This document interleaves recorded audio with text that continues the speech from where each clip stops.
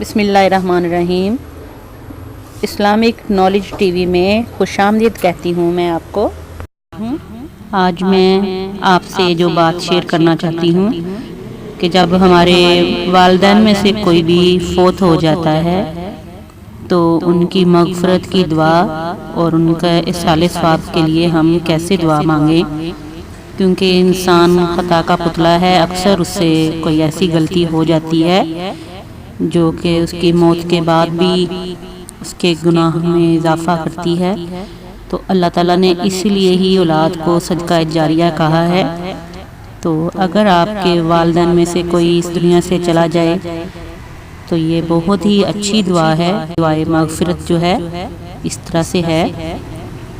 बिस्मिल्लाहिर्रहमानिर्रहीम। अस्तग़फ़िरुल्लाहल अज़ीमुल्लज़ी ला इलाहा इल्ला हुवल हय्युल क़य्यूम इलैहि तौबता अब्दिन ज़ालिमिन ला यमलिकु नफ़्सहु ज़र्रन वला नफ़अन वला मौतन वला हयातन वला नुशूरा। इसका तर्जुमा मैं आपको बताती हूँ।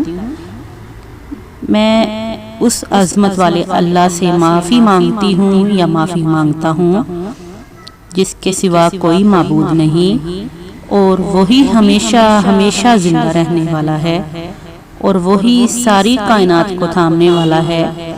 मेरा उसकी तरफ रजू करना इस बंदे की तरह है जिसने अपने नफ्स पे जुल्म किया और उसका नफ्स ना किसी नुकसान का मालिक है और ना नफ़े का, ना मौत का मालिक है, ना हयात का, और ना ही लौट के कब्रों से उठने का।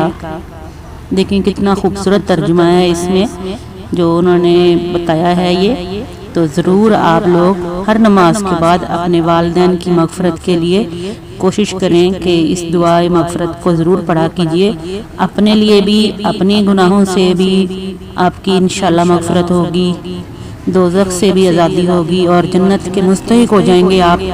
जब आपके वालिदैन आपसे राज़ी हो जाएंगे तो अल्लाह भी आपसे राज़ी होगा। तो उम्मीद करती हूँ कि इसको सदका जारिया समझ के मेरे वालिदैन के लिए भी दुआ कीजिएगा और अपने वालिदैन के लिए भी इसको ज़रूर पढ़िए। हो सके तो दिन में एक दफ़ा ही अगर पढ़ लें आप और अपने वालिदैन को हदिया भेज दें, तोहफ़ा भेज दें, तो कितनी खूबसूरत बात है। तो फिर किसी और अच्छी बात को शेयर करने के लिए मैं दोबारा हाज़िर होंगी। अल्लाह हाफ़िज़।